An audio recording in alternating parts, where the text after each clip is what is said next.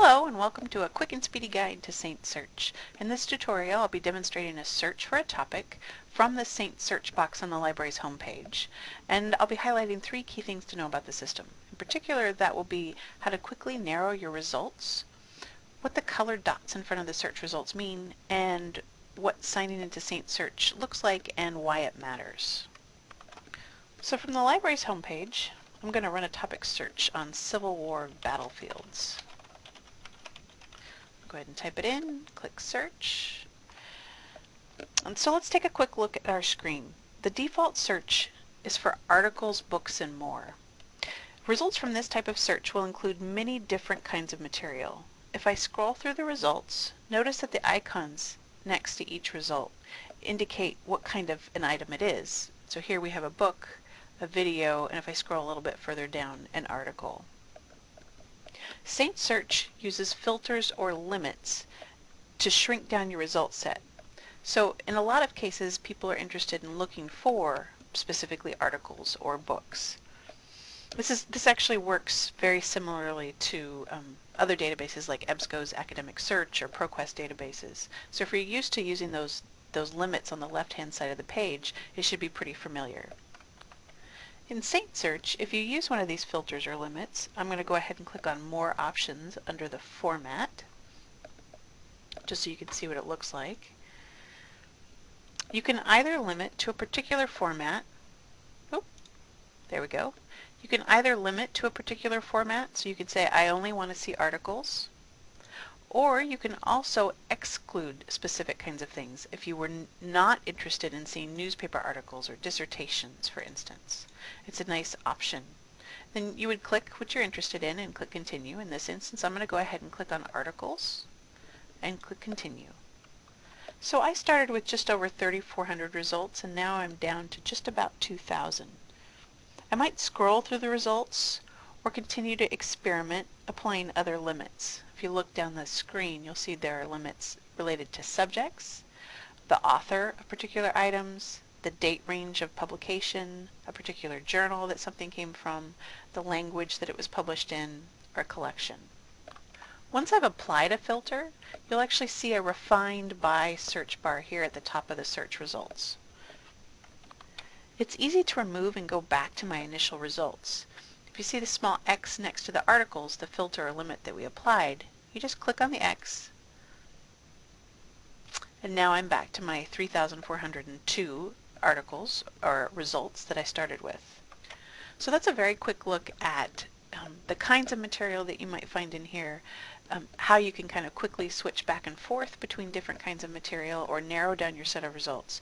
Now I want to talk briefly about the colored dots.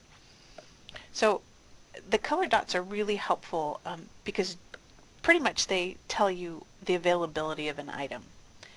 Here in this instance, we see a green indicator, which typically means something is immediately available. Either it is an electronic resource that is full text online.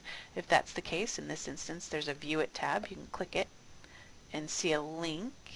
It should show up here in just a second to the particular item. Or it means that it's a physical item available in the library and it's ready for checkout. It's on the shelf. When you see an item with a yellow indicator, it generally means that it is an item that is requestable from Summit. If you're unfamiliar with Summit, it's a consortium of 37 academic libraries in the Pacific Northwest that share their collection. Requests are shipped around the region 7 days a week, and it's a very quick way to borrow material.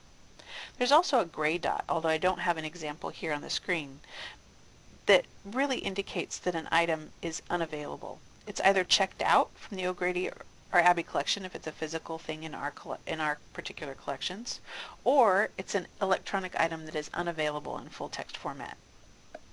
These items will often require an interlibrary loan request. So now that we've briefly covered using filters and looking at the colored dots, I want to highlight a very important aspect of Saint Search, and that is signing in.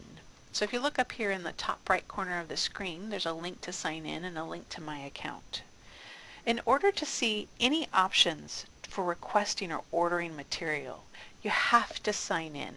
So if I click on the sign in, You'll notice here the first option is to click in as a St. Martin's students, faculty, staff, or an Abbey member.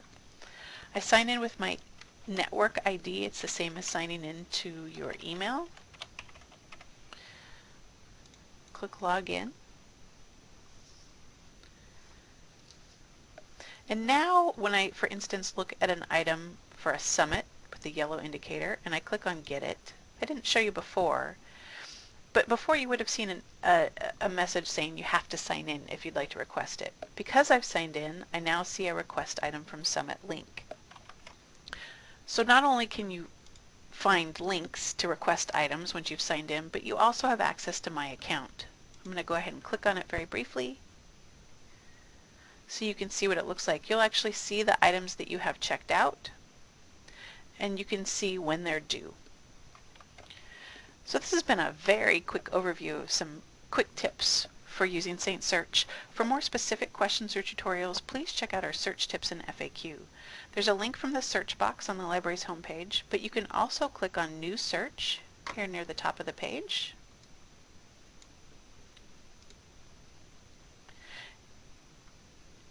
And if you scroll down, this is the Saint Search homepage, there's a Saint Search Tips and FAQ link. We'll be adding content to that over this next semester, so please check back frequently.